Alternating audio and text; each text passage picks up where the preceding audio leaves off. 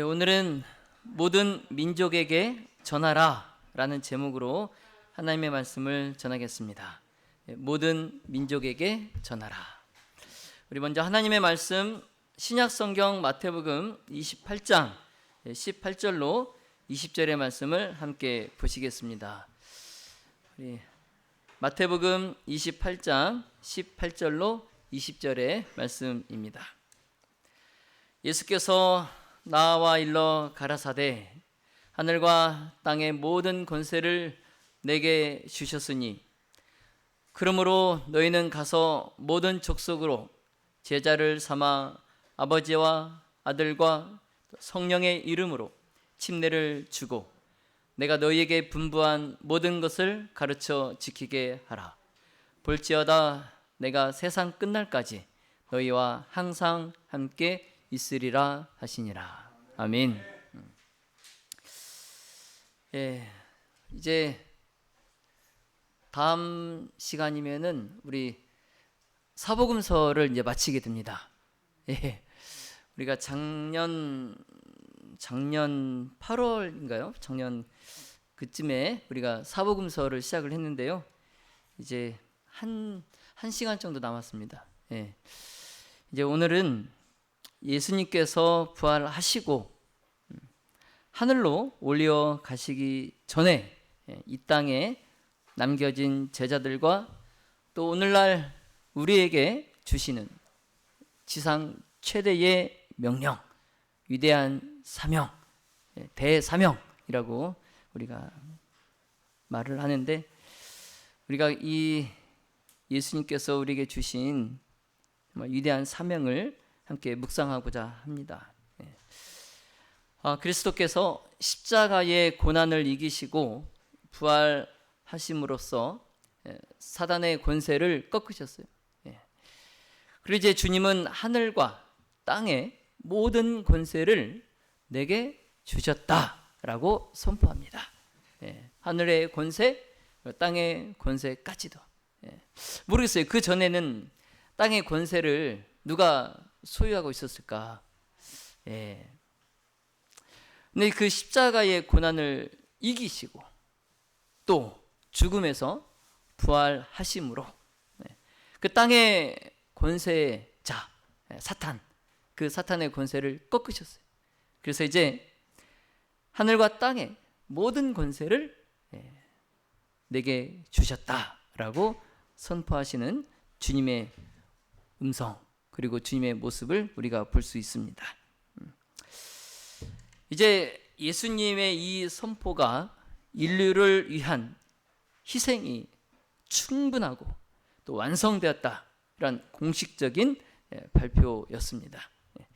그래서 주님께서 갈릴리의 그 한 산의 중턱에서 약 500명의 사람들이 모인 가운데 제자들과 그들에게 대사명을 맡기셨습니다.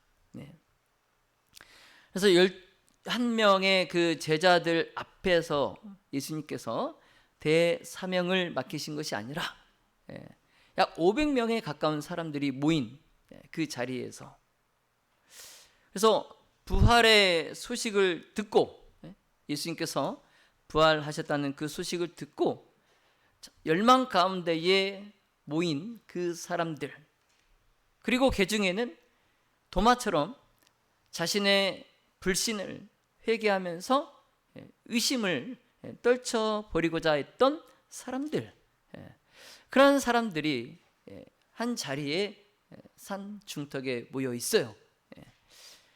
그래서 오늘 우리는 그 사람들에게 예수님께서 하신 위대한 명령 속에 담겨져 있는 세 가지의 핵심적인 기별을 우리가 살펴보고, 더 나아가서 우리가 가야 할 길을 함께 우리가 발견하기를 원합니다.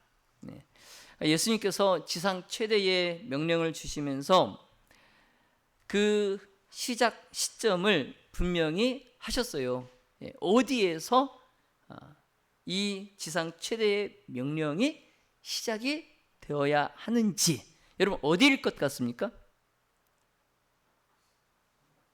이 복음 전파, 만민에게 복음을 전파하라. 그 복음이 전파될 그 시작되는 곳 어디일 것 같습니까? 예, 예루살렘입니다. 예루살렘. 예. 여러분, 예루살렘은 어떤 곳입니까? 예루살렘.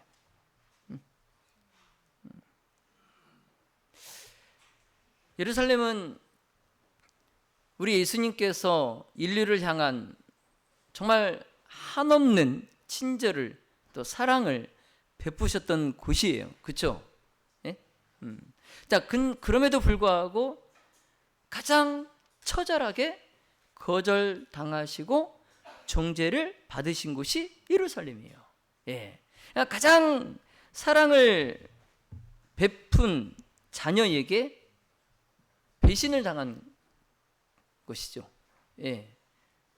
여러분, 자녀를 셋을 낳아서 기르는데 세 자녀 중에 어느 한 자녀에게 유독 내가 더 관심을 꽂고 쏟고 또 사랑을 베풀고 정말 지극정성으로 그 한 자녀에게 그렇게 내가 헌신했건만 정작 두 자녀보다도 내가 그렇게 쏟았던, 희생했던, 헌신했던 그 자녀가 자기를 배신하는 그런 격이죠. 그래서 그 예루살렘에서 가장 많은 사랑을 받았음에도 불구하고 예수님을 십자가에 못 박으라고 외쳤던 곳이 예루살렘이에요. 그리고 예수님을 살해했던, 십자가에 못을 박았던 장본인들이 아직도 숨을 쉬고 있는 곳이 예루살렘이었어요. 그런데 참 놀랍게도 예수님께서 자신을 십자가에 못 박은 사람들이 아직도 버젓이 기득권을 쥐고 숨을 쉬고 살아있는 그 예루살렘, 그들에게 맨 먼저 자비의 초청을 보내라 라고 명하십니다. 여러분, 그렇게 하실 수 있겠어요? 네?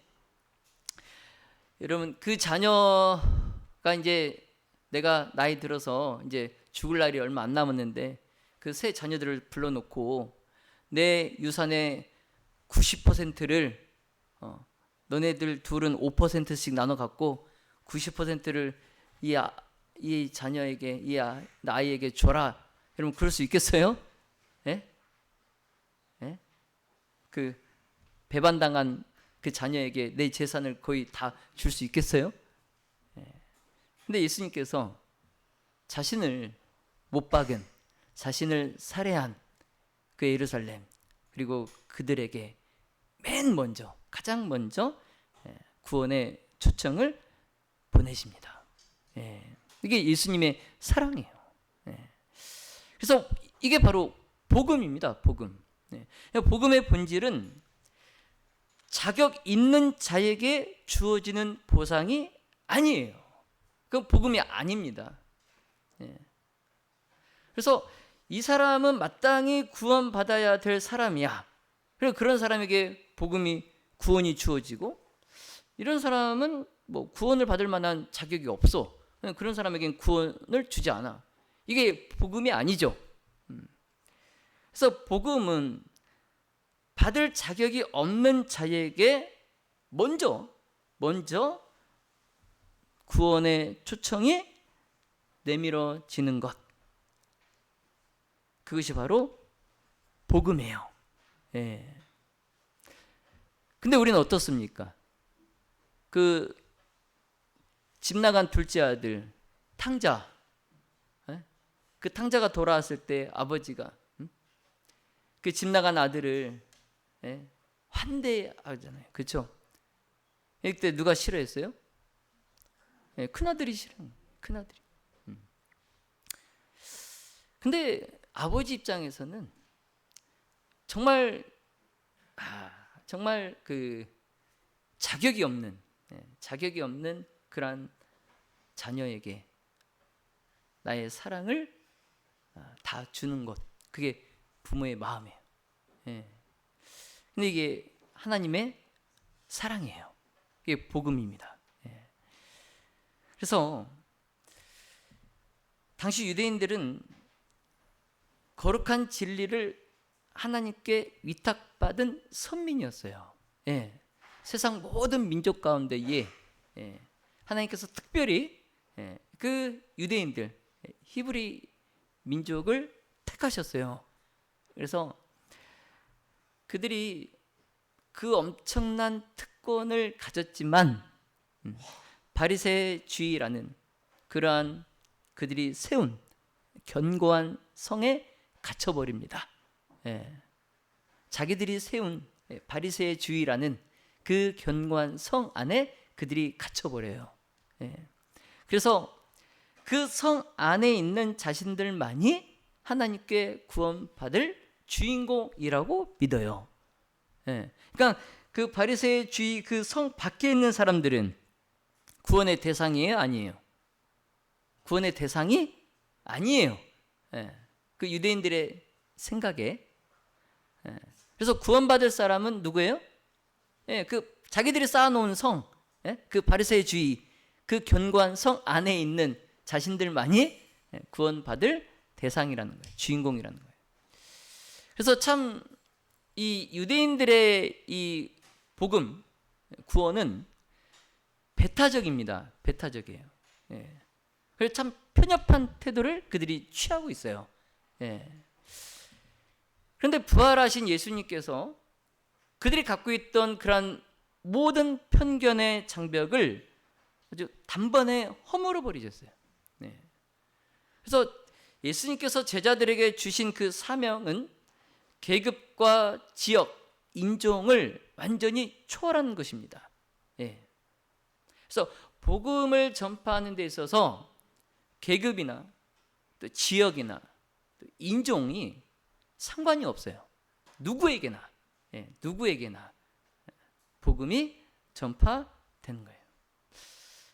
그래서 예수님은 이웃과 또 낯선 이방인을 구별하지 않으셨어요. 그리고 친구와 원수를 차별하지 않으셨어요. 그래서 사마리아인에게 더 예수님께서 관심을 가지시고, 그리고 자신의 손을 못을 박은 그들에게 더 예수님께서 기도하셨습니다. 그들을 위해서.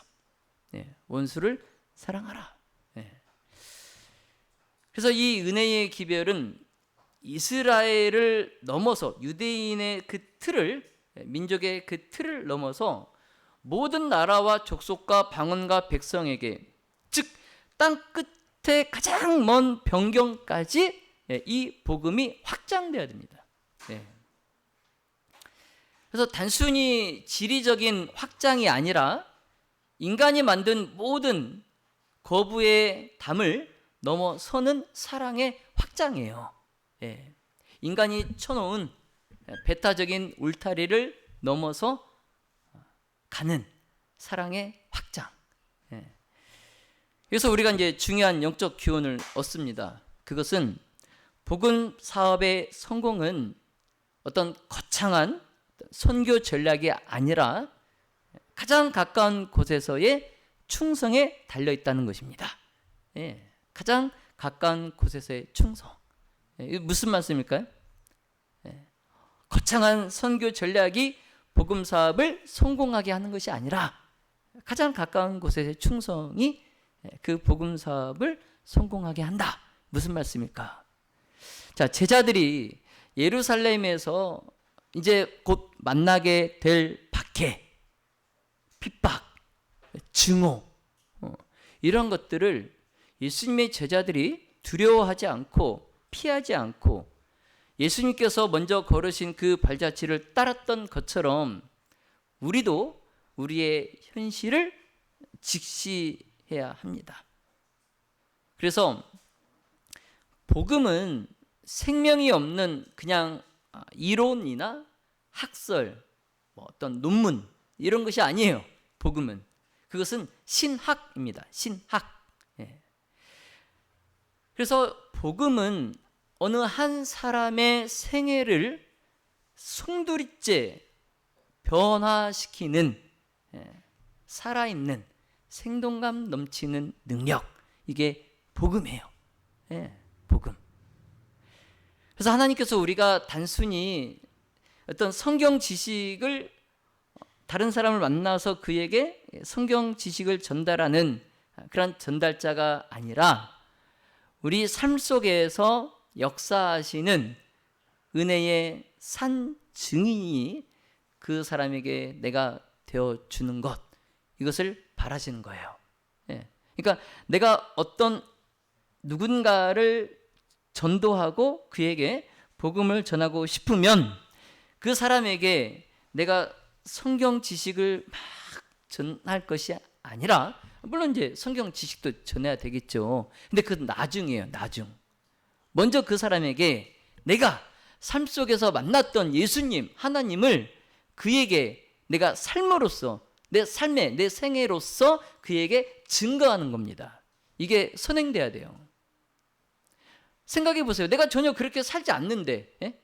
내가 하나님을 만난 사람처럼, 내가 예수님의 제자처럼 살지 않는데 맨날 그 사람 만나서 성경 지식만 우리 공부하자고 해서 말씀의 향기 1권부터 5권까지 졸업시키고, 그럼 무슨 소용이 있겠습니까? 그 사람이 나에게 감화를 받겠어요, 안 받겠어요? 안 받죠. 먼저 내가 생애에서 그리스도의 향기를 나타내고 풍겨야 돼요. 그러고 나서 내가 성경 말씀을 가르쳐도 가르쳐야 되는 거죠. 그래서 우리가 예수님과 날마다 밀접한 관계를 맺고 예수님의 말씀에 내가 100% 순종하는 생애를 살면 우리의 복음 사역은 실패하지 않는다는 거예요. 그런 의미에서 복음 사업의 성공의 관건은, 열쇠는 훌륭한 선교 전략이 아니라 뭐예요? 가장 가까운 곳에서, 누구예요? 가장 가까운 것이 누구예요? 내 자신부터 말씀에 순종해야 됩니다. 그걸 말씀하시는 겁니다. 여러분, 오늘날 우리가 먼저 돌아봐야 할 예루살렘은 어디입니까? 예수님께서 500명의 사람들에게, 제자들에게 말씀하신 그 예루살렘은 오늘날 여러분에게 어디예요? 여러분의 가정과 이웃입니다. 이웃. 여러분의 가장 가까운 곳, 가장 가까운 사람, 그것이 예루살렘이에요. 예. 그래서 우리 가족 중에 동정의 줄이고 생명의 떡에 굶주린 가족이 있을 수 있어요. 예. 뭐 저 형제는 잘 사는 것 같지만 들여다보면 영혼의 궁핍함을 갈급해야 하는 영혼일 수 있다는 거예요. 예. 그래서 우리의 사역이 좁은 이 교회라는 이 담벼락 안에 갇혀 있을 수 있습니다. 예. 하지만 여러분, 우리가 이 교회라는 이 막힌 담을 넘어서 어디에서든지 신앙과 근면으로 우리에게 주어진 복음의 사명을 행한다면 그 감화가 세상의 가장 먼 곳까지 전달될 것입니다. 예. 그래서 태평양 건너서 미국에 살고 있는 내 친척, 내 가족 누구 회심하고 예수님을 영접할 수 있어요. 비록 나는 이 한국의 광주에 있지만, 예. 여러분이 건네는 따뜻한 말 한마디, 그리고 이웃을 향한 여러분의 정성 어린 봉사, 그리고 보이지 않는 신금을 울리는 기도, 이게 땅 끝까지 울려 퍼지는 영원한 복음이 될 수 있습니다. 예. 우리의 바로 우리 문전에 있는 그 불신자들, 그리고 가장 가까이 있는 우리 가족들, 이웃들, 그들을 위해서 여러분 오늘 무엇을 하시겠습니까? 그들을 위해서 오늘 무엇을 하시겠어요? 자, 믿음의 모든 가족 여러분, 너희는 온 천하에 다니며 말씀을 전파하라. 이 주님의 명령, 오늘 저와 여러분을 향한 예수님의 절절한 호소예요. 그래서 우리가 눈을 들어서 저 너머에 있는 지역들을 바라봐야 됩니다. 그래서 인류를 위해서 우리가 충분하고 또 완전한 희생을 치르셨던 그 예수님께서 지금도 우리와 항상 세상 끝날까지 함께 하시겠다고 약속하십니다. 그래서 혹시 여러분 가운데 나는 부족해서 나는 아는 것이 없어서 이렇게 주저하고 계시는 분이 계시다면 괜찮습니다. 괜찮아요. 여러분 제자들도 어떠한 사람들이었어요? 일자 뭐예요? 일자. 무식. 그렇죠. 제자들도 성경에 관해서 일자 무식이었어요. 근데 그들이 예수님을 만나고 또 예수님께서 하늘로 돌아가시고 그들이 오순절 성령의 부어 주심을 입었을 때에 정확하고 힘있게 이 복음을 전할 수 있었습니다. 그래서 여러분 제자들이 받았던 그 이른비 성령을 여러분 받으시게 되기를 간절히 바랍니다. 이제 늦은 비 성령이 여러분께 충만히 부어져서 여러분도 그 제자들처럼 수많은 사람들을 주님께로 돌아오게 하는 놀라운 역사가 일어나게 되시기를 간절히 바랍니다. 우리의 예루살렘인 가족 그리고 가정 가장 가까운 곳에서부터 시작해서 하나님께서 인도하시는 곳까지 우리의 사랑을 확대해 나가시기를 간절히 바랍니다. 여러분 예수님께서 제자들에게 맡기신 이 위대한 명령은 단순히 그 자리에 있었던 그 12 사도나 또 그날 그 산 중턱에 모였던 그 500명의 사람들 그리고 이제 시대를 넘어서 오늘날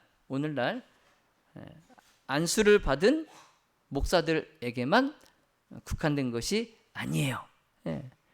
예수님께서는 안수받은 목사들에게만 위대한 대사명을 주신 것이 아닙니다.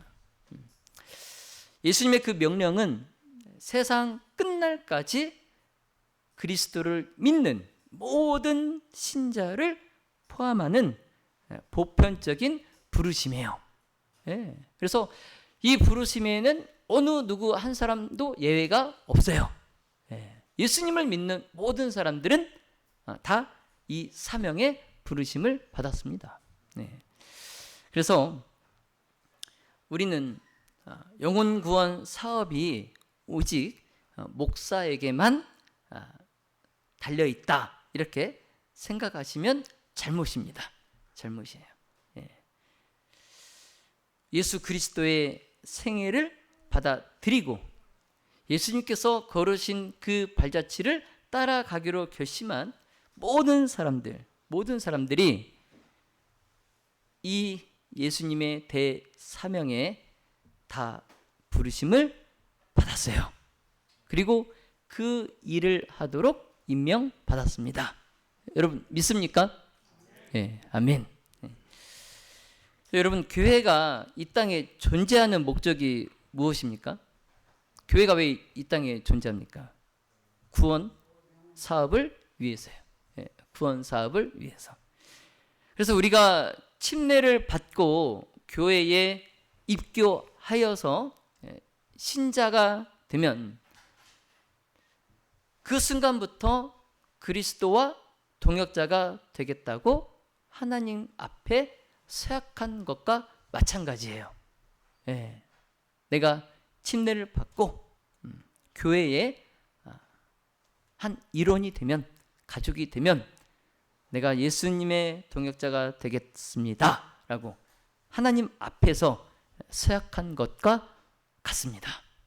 그래서 우리가 세상에서 어떤 직업을 가지고 또 어떤 자리에 있든지 간에 다 다르지만 우리의 인생의 가장 큰 관심사는 바로 뭐예요? 영혼 구원이에요. 영혼 구원. 우리의 가장 큰 관심사가 돼야 됩니다. 여러분, 주님께서 우리에게 맡기신 사역의 핵심은 뭡니까? 우리에게 맡기신 사역의 핵심, 그것은 바로 회복입니다. 회복. 뭐라고요? 회복. 회복. 예수님께서 이 땅에 계실 때도 그냥 다니시면서 설교만 하시지 않았어요. 다니시면서 병들고 고통당하고 또 귀신 들린 자들에게 당신의 생명을 나누어 주셨습니다. 그래서 예수님께로부터 흘러나오는 그 치유의 능력이 그 고통당하는 사람들에게 들어갔을 때 그들이 육체적 질병뿐만 아니라 영적인 질병까지도 고침을 받았던 거예요. 그래서 예수님께서 항상 예수님 앞에 나온 사람들에게 그들의 고통을 치유해 주시고 항상 뭐라 말씀하셨어요? 뭘 받았다? 구원을 받았다. 내 믿음이 너를 구원하였다. 항상 말씀하시잖아요. 예수님께서 우리가 병자와 소망 없는 자들에게 예수님의 능력을 붙잡도록 우리가 똑같이 일하시기를 바랍니다. 그래서 오늘날 우리가 이 회복의 사역을 어떻게 감당할 수 있을까요? 저 가끔 한 번씩 이런 상상을 해봅니다. 제가 안수하고 나면 안진뱅이가 일어나고 소경이 눈을 뜨고 귀머거리가 듣게 되고 이런 역사가 일어나면 얼마나 좋을까, 이런 막 상상을 해봐요. 여러분, 우리가 그런 능력이 있어요, 없어요? 없어요. 그럼 어떻게 이 회복의 사역을 어떻게 감당할 수 있을까요? 오늘날 복음의 능력이 예수님 시대와 같은 결과를 내지 못하고 있어요가 아니라 있는 것처럼 보입니다. 오늘날 우리의 복음의 능력이 2000년 전에 초기 교회 때에 그러한 결과를 내지 못하는 것이 아니라 내지 못하는 것처럼 보여요. 그 이유가 뭘까요? 예수님께서 우리가 영적인 법뿐만 아니라 자연계의 법, 즉 건강 원칙, 이것에 대해서도 우리가 무지하지 않기를 원하십니다. 그러니까 율법에만 우리가 정통한 게 아니라 건강 원칙에도 정통하기를 원하세요. 그래서 우리가 만나는 사람들에게 복음뿐만 아니라 건강을 유지하는 법과 또 질병으로부터 회복하는 법을 가르쳐 주어야 한다는 거예요. 그래서 하나님께서 자연 가운데에 마련해 두신 자연 치료, 그 치유법을 우리가 지혜롭게 사용해야 됩니다. 그래서 병자와 고통당하는 자들을 우리가 믿음의 팔로 안아서 크신 의원이신 예수님께 소개하는 것이 우리의 임무예요.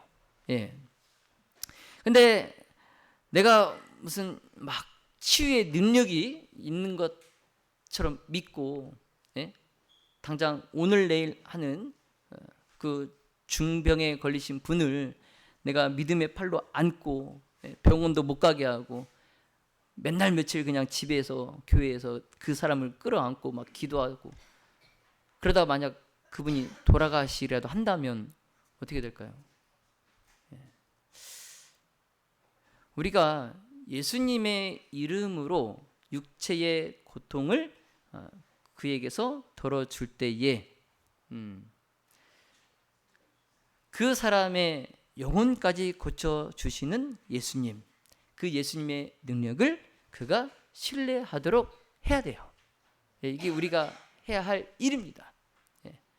그 사람의 그 질병을 내가 막 의사도 아닌데 막 고치겠다가 아니라 그 사람의 영혼이 그 사람의 영혼이 괴로워하고 있는 그 사람의 마음의 그 질병, 그 상한 영혼까지 고쳐주시는 예수님의 능력을 그가 신뢰하도록 우리가 그를 예수님께 인도하는 것, 이게 우리가 해야 할 일입니다. 그래서 예수님께서 우리 한 사람 한 사람을 나의 동역자가 되어 달라 이렇게 부르고 계세요. 예. 그래서 추수할 것은 많은데 추수할 자가 없는 이 시대에 예수님께서 우리에게 한 사람 한 사람 나의 동역자가 되어 달라 부르십니다. 예. 여러분 어떤 형편에 있든지 예수님께서는 여러분께서 있는 그곳에서 일을 시작하라라고 말씀하십니다. 예, 뭐 형편이 더 나아지면요, 우리 아이가 이제 대학 가고 나면요, 예, 내 남편의 이 사업이 우선 좀 잘 되면 그때까지 예수님께서 기다리시지 않아요. 예, 어떤 형편에 있든지 현재 지금 어떤 지금 상황에 있든지 간에 있는 그곳에서 예수님의 이 일을 시작하라라고 말씀하세요. 예. 그래서 제자들이 예수님을 바닷가에서 만나고 예수님께서 그들을 부르셨을 때 그들이 어떻게 했어요? 한 달 뒤에 이곳에서 다시 만나자고 했나요? 예? 아니면 1년 뒤에 다시 만나자고 했나요? 바로 어떻게 했어요? 그들의 전 재산을 다 버리고 예수님을 따랐잖아요. 그들의 전 재산이 뭐예요? 배와 그물이잖아요. 그렇죠? 어부에게 있어서 전 재산이 뭐예요? 배와 그물이잖아요. 근데 그들이 예수님께서 부르셨을 때 주저하지 않고 배와 그물을 버리고 예수님을 쫓았어요. 여러분, 사사로운 의견 충돌, 그리고 나의 개인적인 이기적인 마음, 이러한 것들을 내려놔야 됩니다. 우리가 예수님의 일을 할 때에는 의견 충돌이 있을 수 있어요. 다 생각이 다르기 때문에. 그런데 그 의견 충돌이 있는 이유가 사사로운 내 개인적인 이기적인 마음 때문에 그래요. 그래서 이기적인 마음이 없으면 의견 충돌할 일도 없어요. 그래서 오직 잃어버린 자를 구원하기 위하여 우리의 영과 혼과 몸을 우리 하나님께 구별하여 바치기를 결단하시기를 간절히 바랍니다. 그래서 우리가 그리스도와 협력하기로 결심할 때에 전능하신 하나님께서 우리의 연약함을 통해서 위대한 일을 이루실 줄로 믿습니다. 자, 우리가 흔히 성령의 능력 하면 그냥 받는 것만 우리가 생각을 합니다. 그래서 늦은비 성령을 받아야 돼, 성령을 받아야 돼, 이렇게만 생각을 해요. 그런데 초기 교회 때 그 오순절 역사, 성령의 역사, 그걸 우리가 살펴보면 우리가 받는 것보다 더 중요한 것이 준비의 과정인 것을 알 수 있어요. 성령을 받는 것보다 더 중요한 게 뭐라고요? 성령을 받기 위한 준비의 과정. 그래서 그때 제자들이 오순절 때 성령을 받고 말씀을 전하기 위해서 나가잖아요. 그런데 그 전에, 그 성령을 받기 전에 그 제자들이 자기 자신을 성령을 받기 위해서 철저하게 준비했습니다. 그냥 막 그들 원래 직업으로 돌아가서 갈릴리 바다에서 고기 잡고 또 애들 막 키우고 막 그렇게 세상에서 막 살면서 우연으로 오순절날 다락방에서 성령을 받은 게 아니에요.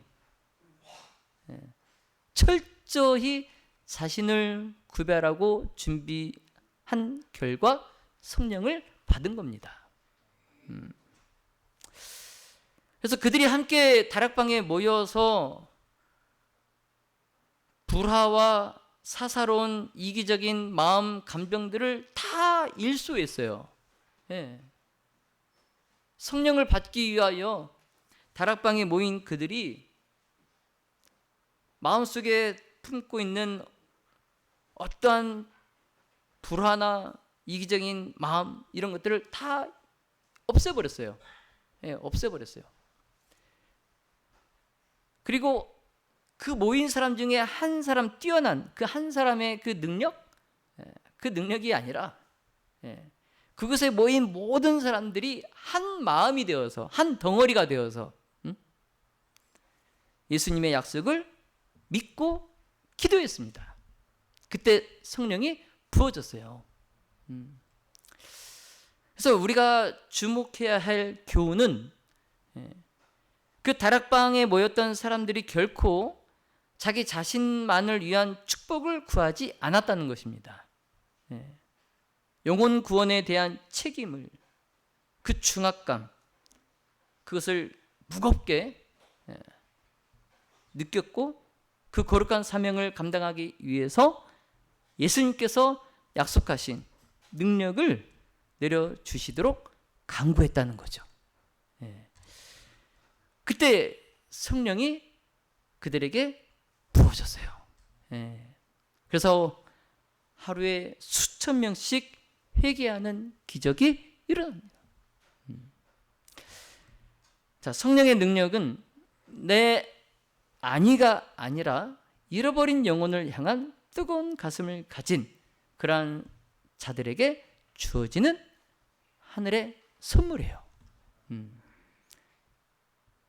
그래서 나는 배운 것이 없고 말도 서툴러서 전도를 못해 이렇게 말씀하시지만 여러분 한번 보세요. 사도들과 그 동료들이 얼마나 무식한 사람들이었습니까?